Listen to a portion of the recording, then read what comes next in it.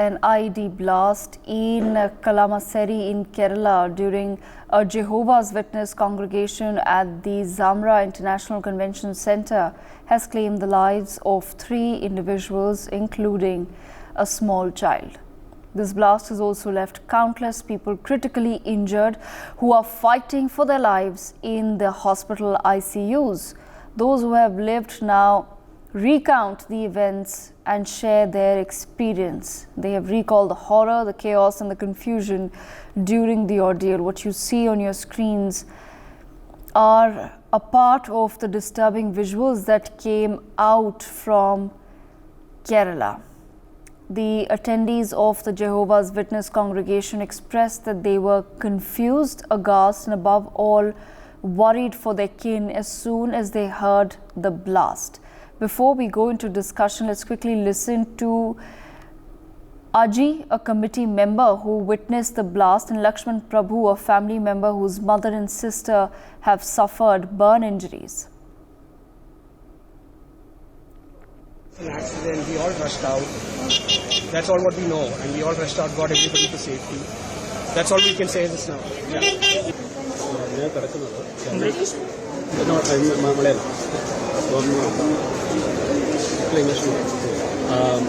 അമ്മയാണ് കിടക്കുന്നത്. അമ്മ വന്നിട്ട് ഇന്നലെ പ്രാർത്ഥനയ്ക്ക് വന്നതാണ്. 57 വയസ്സായി. അവർക്ക് ഉള്ളിൽ ചെറിയ വേറെ ഒരു പ്രോബ്ലം ഉണ്ട്. ഈ പൊള്ളലും കൂടെ പറ്റിയപ്പം രണ്ടും മൊത്തം കൈയും കാലും ബാഗ് മൊത്തം നല്ല പൊള്ളലേറ്റുണ്ട്. എന്നാലും ഇവിടുത്തെ ഡോക്ടർമാർ സിസ്റ്റം നല്ല കാര്യം ചെയ്ത് നോക്കുന്നുണ്ട്. എന്നാലും അവർക്ക് ഇത്തരം ഇതായിട്ട് പ്രോബ്ലം ഉണ്ട്. പിന്നെ എൻ്റെ അനിയത്തി പെണ്ണും അതുപോലെ തന്നെ 2 കാലിനും പൊള്ളലുണ്ട്. ഓക്കെ. എന്നാലും ഇവിടുത്തെ സിസ്റ്റം ഡോക്ടർമാർ നല്ല കാര്യം ചെയ്ത് നോക്കുന്നുണ്ട്, ബെസ്റ്റായിട്ട് നോക്കുന്നുണ്ട്. അമ്മയ്ക്കാണ് വന്നിട്ട് 2 കൈയും 2 കാലും നടുവിലെ കാലയും പുറമെ മുതൽ പൊള്ളിയിട്ടുണ്ട്, നല്ല സിവിയറായിട്ട് പൊള്ളിയിട്ടുണ്ട്. എൻ്റെ അനിയത്തിക്ക് അത് തന്നെയാണ് 2 കാലിനും പൊള്ളിയിട്ടുണ്ട്. അവർ ആ പെർസെൻറ്റേജ് പറഞ്ഞിട്ടില്ല ഇതുവരെ. ദെൻ ട്രീറ്റ്മെന്റ് നടന്നുകൊണ്ടിരിക്കുകയാണ്. All right, joining me on the broadcast is Mithun Vijay Kumar. We also have with us Rahul Ishwar and Mr. N.K. Sood with us as well. Mr. Sood, if I can begin with you, sir. Of course, the eyewitnesses and the people who were there at this particular convention center, they're all, and rightly so, very disturbed by what has happened. I'd just like to begin by asking you, sir, what is the first step that the state as well as the center and other agencies need to take in order to ensure that the people who were actually there, those who have lost their family members and those whose family members or they are themselves currently struggling in hospitals due to this horrific event, what is it that needs to be done in order to extend help to them, both of course physically, medically, but as well as psychologically? Actually, I think as far as the central government is there, they are very much concerned, they are taking steps. But on the other hand, I'm very sorry to say that the state government, especially the Kerala government, their response is not that much as it should be, because they are the communist government that is there. And you see, in India, all over the world, it's the Islamists who are targeting either Christians or Hindus or even the Israelis, you know. And why they are doing it? What is their purpose? And why they get support from other people, other Muslims, you know? Because international community is not taking proper steps against these people, against these criminals. And as far as India is there, we had started taking certain action against these people. We had arrested a lot of PFI people. Most of the PFI people were based in Kerala. Kerala, there's a communist government, and they had not been that much supportive as they should have been. And these people, especially the communists and the other political parties in the opposition, they should support government, they should support country, they should support all the people who are suffering rather than supporting criminals. The only step that they can take, they can take by achieving peace is not to support fundamentalists, not to support Hamas, not to support Hezbollah. And I think the worst situation today that is developing is the UN is actually not that active as it should be. It has it is losing its relevance. Whatever has happened in Kerala has direct relevance to what happened in Israel. So I would only say that our governments, our politicians, they should be more positive in their approach to deal with such situation. Otherwise, they would be targeted. They would be the next target. But Mr. Sood, do you believe that whatever has happened in Kerala, was this, in your assessment, was this something of an isolated event, or is this actually a way to sort of instigate fear and give out a signal to not just the state government but also to Indians at large, to the Indian government, that we're watching you and this is what we can do? Yes, yes, you are absolutely right. Their purpose is to send a message. It's not that they are very organized, they have a big group, but this scanty people, they are trying to terrorize India. It's not the first time. We had seen a lot of bomb blasts in India prior to 2014, but now, of course, the terrorist attacks are less, but at least they are there. And of course, you see, in the past 1 year or so years, the government had taken very preventive steps to arrest a lot of PFI people. And when they were arresting them, a lot of political parties, they had come in support of them. But if whatever is happening in Kerala is a very sensitive place, and the government has taken special steps to prevent such kind of incidents from happening in Kerala and Mumbai. At the same time, Mr. Sood, what helps, as I said in the beginning, what help do you think at this point in time needs to be extended to those who are present at the center? Because, of course, everybody must be very disoriented, and there are families that have now lost their loved ones as well. 3 lives have been claimed by this blast. The government can only do one thing. They can just give them medical aid and give them some financial support. That's all what they can do. Besides, they can take action against the terrorists or the terrorist groups. But we have to be more active on this. We have to change our laws, punish these people with the major penalties, rather than put Okay, all right. supplementary actions. We need to take strict. Okay, Mr. Sood, your connection is a little unstable. I'll try to come back to you in just a moment. But let me bring in Mithun Vijay Kumar as well. Mithun, as far as the people there are concerned, the eyewitness accounts that are coming out, of course, most people, and rightly so, claim that they were absolutely disoriented when the blast took place. They had absolutely no idea. The eyewitnesses say that the people there present at the event say that their eyes were in fact shut when the blast took place. Do you feel that that was a coincidence, or it was in fact orchestrated in a way that it should take everybody by surprise? Literally in the middle of prayer, there's a bomb blast.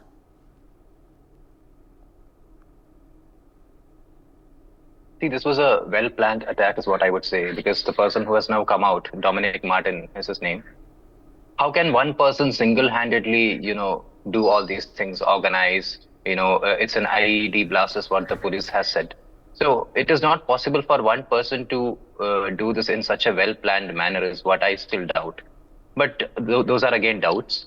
And you see, the Congress and CPIM in the state have gone into a celebratory mode. They are like, yesterday all the right-wing, politicians.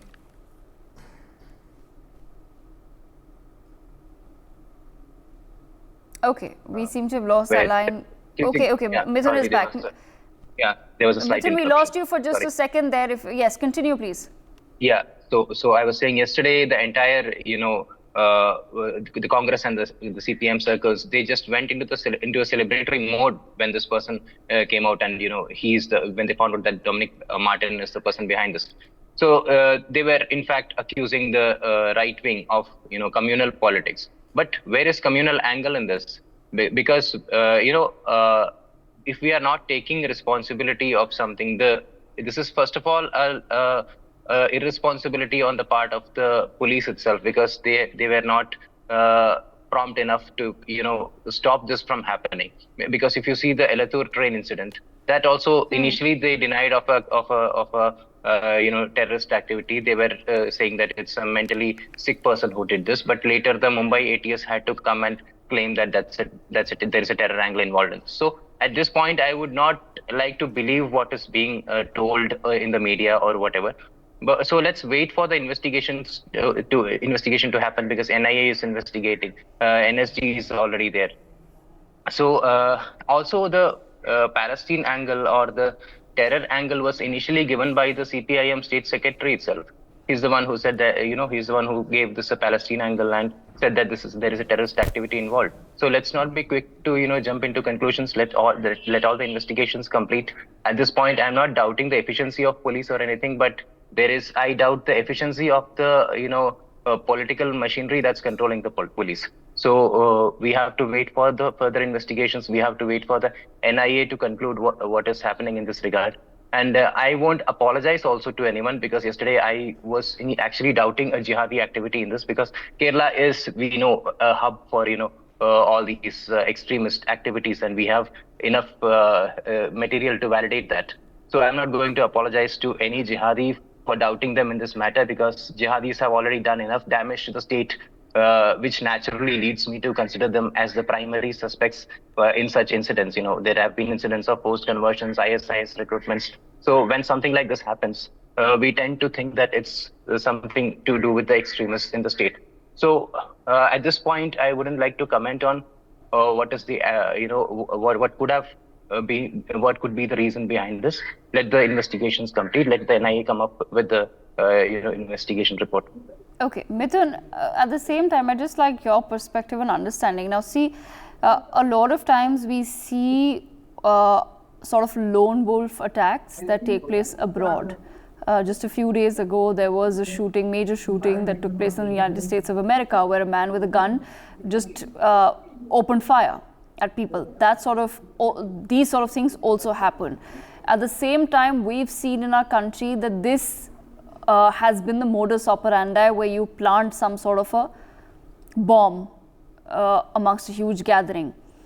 One thing we don't usually talk about is the psychological aid that ought to then be extended to the people who were present at the site. We forget that there were children who were also present in this convention center, who witnessed this tragedy unfold before their eyes, and the sort of lasting impact that can have. If we are currently talking about the mental health, the possible poor mental health of the man who has claimed responsibility, what about the mental health of those, and how it will be impacted, just of the people who were there inside the convention center? See, such incidents can have severe psychological impact, which can, last almost for a lifetime, especially for kids and, people people in a tender age. It could be very damaging throughout their life cycle. So definitely such incidents could have such an effect. And why I'm saying that, everyone, the government, including police, has a role in this is because someone, if it is, let's say that it's a lone wolf attack. In that case, he had enough time to, plant this, to, make the plans, to fix the IED. So when all this was happening, how did he source the material? What was the network that he was connected to? How is that the intelligence machinery is so weak in understanding or identifying this, especially when we claim to be having a strong, intelligence network, police intelligence network here in the state. So when one person was single-handedly managing all these things and he carried out the operation so efficiently, I would blame the government and the police for all the, psychological, emotional, and the physical damages that have happened to all these people who gathered there on that particular unfortunate day. Okay, Rahul Ishwar, bringing you into the conversation. Rahul, a lot of information has now come out of the preliminary investigation that has been carried out. A man has put out a video on social media accepting responsibility. There's more information that's come out regarding him. Our sources tell us that as per the probe agencies, he has links with Dubai. He lived there for many years of his life and only returned to India a short while ago. And he claims that he did all of this because some sort of seditious material, as per him, was being spread, at this Jehovah's Witness events and events prior to the one that was taking place in the convention center. What do you make of all these details and developments that come out? Because there is, Rahul, now a need to move away from the thought process that radicalization is taking place in terms of physically moving people to a camp or a ground somewhere underground where they're being trained, and all of this radicalization is in fact taking place online. two submissions. First of all, appreciation and applause for you for thinking about the psychological aspects of the victims. Usually in our media discussion, we never talk about the solutions, or we never talk about the psychological well-being of the affected victims. Thank you for raising that. It's a very important point we need to debate and discuss further. Appreciation for raising that point. Second point, unlike my good friend and brother Mithun, I would like to apologize on record as a Hindu right-wing activist that I also blamed Muslim community for the particular thing. I misunderstood that it was a handiwork of the Islamist extremist, but it turned out to be the opposite. So let us be honest in admitting and accepting a mistake and say sorry for it. There is nothing earth-shattering to say that we made a mistake in analysis, because everyone thought a very condemnable Hamas leader was supposed to give an online lecture in Kerala's Malappuram, and we all thought it triggered. Naturally, like Mithun earlier said, even the CPM, so-called secular progressive CPM secretary, also thought it is linked to Palestine, and Rajiv Chandrasekharji, who is a very respectable minister, also thought it was linked to Palestine. So we all made the wrong assessment, but it turned out that was an internal problem of Jehovah Witness,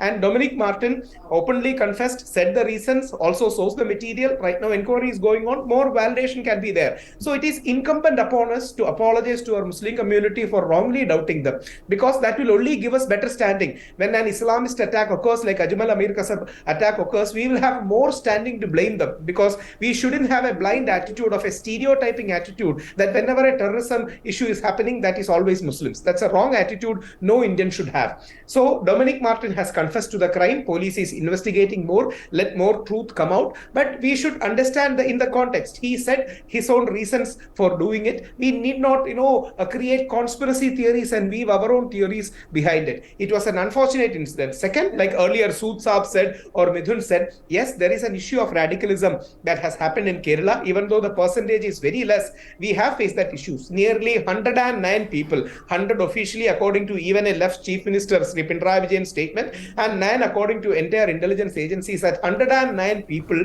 of Kerala origin or Kerala connection has joined ISIS. We have nearly 1 crore Muslim brothers and sisters in Kerala. Even 109 is a very big number we should be concerned about. Yes, there is an issue of radicalism in Kerala. But two, Kerala is a land of Shabarimala. Kerala is a land of Guruvayur like Hindu temples. Kerala is the land of Adi Shankaracharya, who revived Hinduism all over India in a bigger way. So let us not demean the state. Let us not defame the state. At the same point of time, we need to have a surgical precision in addressing the nefarious elements, especially Islamist extremism in Kerala and all the other kind of extremism that needs to be nabbed, including what we happened in Dominic Martin. So Dominic Martin case is not linked to Hamas. Dominic Martin case is not linked to anything. It was some kind of an internal feud, course correction, he believed. It is also a kind of terrorism. It is also a kind of extremism, because we shouldn't give any kind of monopoly of extremism, of terrorism to Muslim community. Every community has such hardliners. People like Rahul, sorry to interrupt you there. Whether it's linked to Hamas or not, that of course the investigation will reveal. The reason why people are currently speculating that there is more than just one person involved is because truly it is impossible for one person to orchestrate this sort of an IED level blast. Like I said, there are people in the United States of America who are lone wolf attackers who literally pick up a gun and just open fire. They go inside a mall, they go inside a school, they go into residential complexes and they open fire. So those are, of course, highly mentally disturbed people who commit those sort of acts. Now, this man didn't come inside the convention center with a gun. The fact that he's placed multiple tiffin boxes in the convention center and they've detonated at a particular time is the reason why people are suspecting that he has been radicalized by someone, or he's been in touch with someone who's possibly extended support. Yeah, absolutely. There is every chance. There was even an interpretation saying that the person who died, a woman who died, was also a part of his radical group. We have seen such radical groups happening across the world. Even if you check US history, there has been people from the Christian community. If you check around the world, Hindu community, Muslim community, going the hardline, going to the extent of using force, intimidation, threat, bomb, violence to achieve their ends. Like you rightly said, mass shootings in US is a totally different dimension altogether. Even though there has been some element of linking it to white supremacism. Mass shootings are a serious issue there. In India too, there has been many issues like this where people were murdered, people belong to all communities were murdered by people of their own communities. So extremism happens. Here, this person has been radicalized. This person is a Jehovah Witness person. He has been radicalized into, being anti his own community. So there is no need to link any other thing unless an evidence emerges, unless some kind of evidence emerges. It would, we will only gain much more dharma, or we will gain much more authority when we can call a spade a spade. There might be another Islamist attack, then we can condemn it strongly. But right now it is wrong for us to link to Hamas or any other things. Let this person be investigated, let more truths come out. But as far as the evidence in the public domain, Dominic Martin was doing it. Perhaps one or two people supported him. It's an inter-community issue of Jehovah Witness, who is hardly around 25,000 people in our community. So let that be the fact, because next time when an Islamist attack is happening, we can call out it much more strongly. That will give us more authority. Unnecessarily linking it to any other community, linking it to Dubai and Middle East won't serve any purpose, because we believe, India believes Satyameva Jayate, and we believe truth is God. We should be factful, truthful, and we should be honest in saying so. And we shouldn't be bent upon stereotyping any community for that matter. And most importantly, like you earlier said, the psychological well-being, that's very important. Counseling, mental well-being, wellness sessions, bringing them together, healing, psychotherapy. These are the things government should definitely do. Right now, government has not given enough emphasis. Media should highlight the importance of such well-being things, because children who are affected by this will be scarred for a lifetime. Their soul will be wounded for a lifetime. They will always have scare. They will always be looking over the shoulder. So these are the right sensitive things we should be focusing on. Absolutely. Rahul, at the same time, not just looking over their shoulders, but when we talk about psychological impact, then it can go in a way, down the wrong path as well. A person who's been the victim of such a terror incident may one day decide to avenge. Very true, very true. This really happens. See, because that's the reason why Mahatma Gandhi, our father of nation, taught us an eye for an eye makes a whole world blind. Because this desire for revenge is natural for any human being. But we have to rise above that animal consciousness, and we have to evolve. We have to heal. We have our Indian spirituality is there, meditation is there, all our cultural scenario is there. That's the reason why, unless we have that kind of an attitude, we won't be able to surge ahead in a way. It is very natural for people to be wounded, have an attitude for revenge, a lust for blood revenge idea will be there. But at the same point of time, we should take in a moderate sense. Important. You can call it counseling, you can call it mentoring, you can call it any healing, psychotherapy, any name you want. But the people who are affected, nearly 30 people are seriously injured. According to reports, 3 people died. According to some reports in Kerala's media, nearly 30 people are seriously injured. These kind of humanitarian aspects we should deal, and we should have a post-terror or post-such incident mechanism, healing mechanism, where people can be brought together and some kind of healing can be given to them. Absolutely. I thank all of our panelists for joining us to take this conversation forward. We will continue our coverage of the Kerala blast over the course of the day. For more such videos, subscribe to the NewsX YouTube channel, hit the bell icon.